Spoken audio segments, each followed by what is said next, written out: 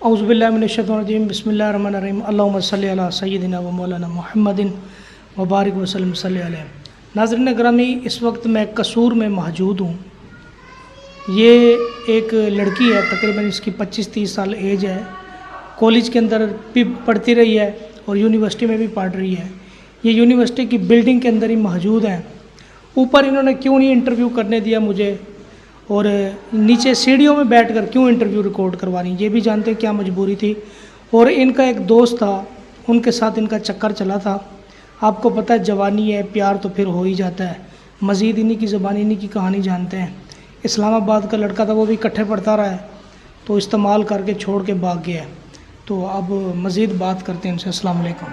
वालेकुम सलाम। कैसी हैं आप? जी ठीक। आप कौन से शहर से आई हैं पढ़ने के लिए? मैं मुल्तान से आई। मुल्तान से आई हैं? जी। अच्छा, तो कैसे दोस्ती हुई? बस साथ पढ़ते थे, वो मेरा क्लास फेलो था। उसने मुझे एक दिन उसने मुझसे रोका रास्ते में और बातचीत की। उसने कहा कि मैं आपको काफ़ी देर से देखता हूँ, फॉलो करता हूँ, मुझे आप बहुत अच्छी लगती हैं, तो मैं आपसे शादी करना चाहता हूँ, तो आप मुझे अपना नंबर वगैरह दे दें। थोड़ा सा ऊंचा बोलो। नंबर? उसने मुझे कहा कि आप मुझे नंबर दे दें, मैं अपने घर वालों को आपके घर भेजूँगा, ये है वो है। इस तरह उसने बहाने लगा के मुझसे नंबर ले लिया मेरा। फिर उसने रोज़ फ़ोन करना शुरू कर दिया, कॉल्स करनी शुरू कर दी, मैसेजेस, व्हाट्सएप, हर एक चीज़ उसने शुरू कर दी। आहिस्ता आहिस्ता उसने मुझे अपनी बातों में ले आया और उसने मेरे साथ अच्छा नहीं किया। फिर वो, मुझे नहीं पता कि अब वो कहाँ है कहाँ नहीं, मुझे वो छोड़ के चला गया। लोग कहेंगे मुल्तान शहर इतना बड़ा है और आप कसूर में क्यों आई हैं पढ़ने के लिए, ये क्या वजूहत है? क्योंकि इधर मेरे रिश्तेदार हैं, मेरे ख़र्चे जो हैं रिश्तेदार सारे उठा लेते हैं। वहाँ पे मुल्तान में मैं इतने कर नहीं सकती, क्योंकि मेरे वालिद जो हैं वो इतने ज़्यादा कोई इतने रिच नहीं है कि वो सारे अखराजात मैनेज कर लें। इस वजह से मैं कसूर में, मेरे रिश्तेदार हैं, मेरे नान के हैं।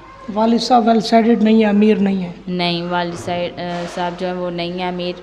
और मेरे नान अम्मी के जो माँ बाप हैं वो घर में ठीक है और वो मुझसे बहुत प्यार भी करते हैं और मैं उनके पास रहती थी यहाँ पे। देखें, कुंवारी लड़कियों की जब इज़्ज़त चली जाए बहुत दुख भी होता है।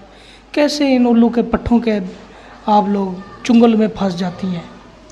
बस ये लोग बातें ही ऐसी करते हैं कि प्यार करता हूँ, मर जाऊँगा, ये है वो है, तुम ना मिली तो ऐसे कर दूँगा। तो बाद में इन लोगों का पता ही नहीं होता किधर गए किधर नहीं।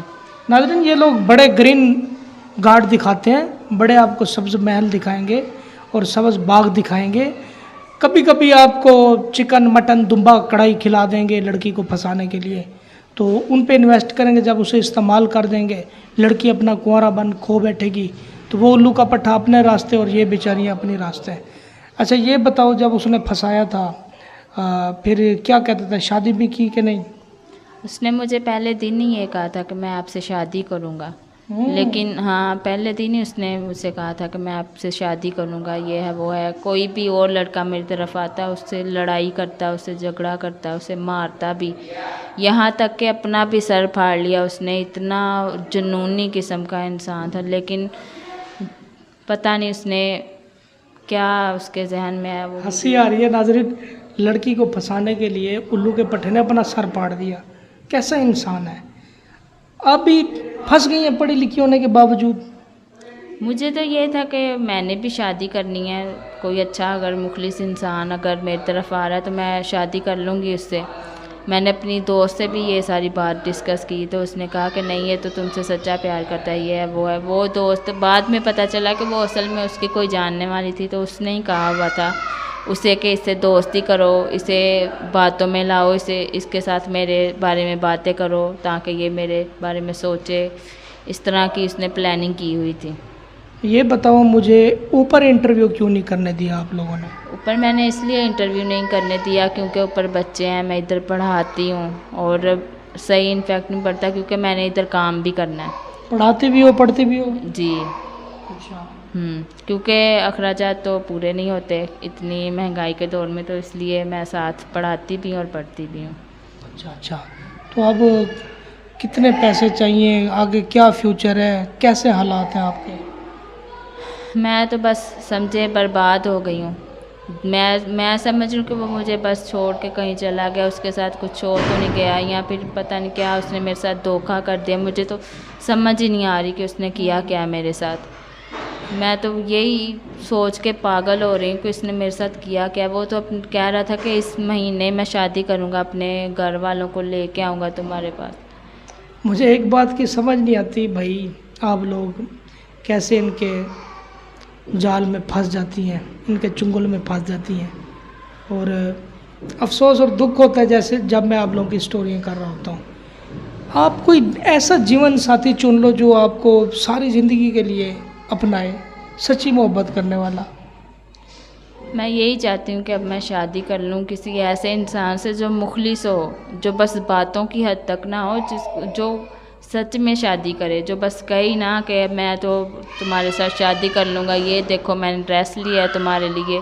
मुझे इतना उसने यकीन दिलाया, ये ड्रेस है हमारा, हम इधर रहेंगे, हम ये करेंगे वो करेंगे, हम फलां जगह पे घर लेंगे, हम अपना घर बनाएंगे अपना, हम ऐसे करेंगे, ये करेंगे वो करेंगे। इतनी हद तक उसने मेरे साथ कहानी है जी, इतनी हद तक उसने मुझे कहानियाँ सुनाई। और मुझे अब तो मैं सोच रही मैं क्या करूँ, इतना उसने मेरे साथ गलत किया है।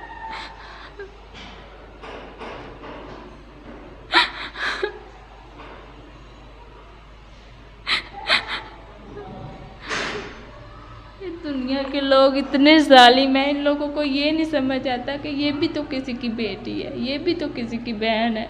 जब उसकी बहन का मैं नाम लेती हूँ तब भी मुझे मारने को शुरू हो जाता था कि तुम मेरी बहन का क्यों नाम ले रही हो। मैं उसे ये समझाती थी तुम मुझे इतना तंग कर रहे हो तो तुम्हारी भी तो बहन है ना। उस उल्लू के पट्टे को कहती कि मैं भी किसी की बहन हूँ, किसी की बेटी हूँ, तुम्हें शर्म नहीं आती? मैंने उसे सब कुछ कहा, मैंने अच्छा उसे मुझे सब ये कुछ कहा। बताओ, इसी वजह से तो वो मुझे छोड़ के चला कहाँ गया। कहाँ सैरें करवाई उसने? उसने मुझे घुमाने लेके जाता था, खाना भी खिलाता था, आइसक्रीम भी खिलाता था, इस तरह की चीज़ें करके तो उसने अपना मुझे पागल बनाया उसने। अच्छा ये बताएं, यूज़ भी आखिर किया होगा, कोई ऐसे थोड़ी खिलाता पिलाता है।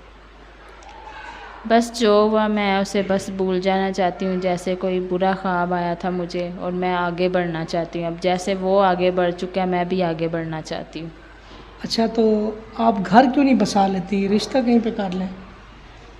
बस अब मैं यही चाहती हूँ कि मैं किसी ऐसे मुखलिस इंसान से शादी कर लूँ जो मेरा ख्याल रखे, और इस तरह की जो मेरे साथ पहले हो चुका है इस तरह का कोई इंसान ना हो, कोई मुखलिस और अच्छा इंसान हो, सच्चे दिल वाला कोई इंसान हो, धोखेबाज ना हो, फ्रॉडिया ना हो। तालीम कितनी है? तालीम मेरी बीए कर रही हूँ मैं। बीए कर रही हैं? जी।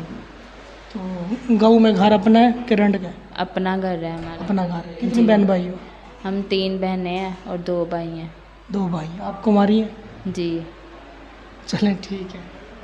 तो अब वाकई कोई शादी का इरादा है या बस ऐसे ही? देखिए मैं सिंपल सी बात कर रहा हूँ, मैंने आपको बहन समझ के आपके साथ हंस मुस्कुरा आगे इंटरव्यू कर रहा हूँ, नहीं तो मैं बड़ा सीरियस इंटरव्यू करता हूँ। देखिए इस्तेमाल होती रहेंगी, फिर कोई उल्लू का पट्टा आ जाएगा, चले जी मैं आपको नारायण का कान लेके जाता हूँ, आपको एबटाबाद की मरी की पहाड़ियाँ दिखाता हूँ, वो भी तुम आपकी इज्जत को हासिल कर लेगा। सही कह रहे हैं, नहीं ऐसा नहीं होगा क्योंकि उस इंसान ने जो किया है घर बसाना। जी घर बसाना, क्योंकि उस इंसान ने जो किया मेरे साथ उसके बाद अब तो मैं किसी की तरफ देखती भी नहीं, चाहे जो कुछ मर्जी कर ले। पक्की बात? जी। फंस नहीं जाना अब? नहीं। चलें जी नाज़रीन, मैंने इस बहन साहबा से तमाम तर गुफ्तगू जानी है, सुनी है, तो आप लोग अपनी राय कमेंट सेक्शन में ज़रूर दीजिएगा। अल्लाह निगहबान।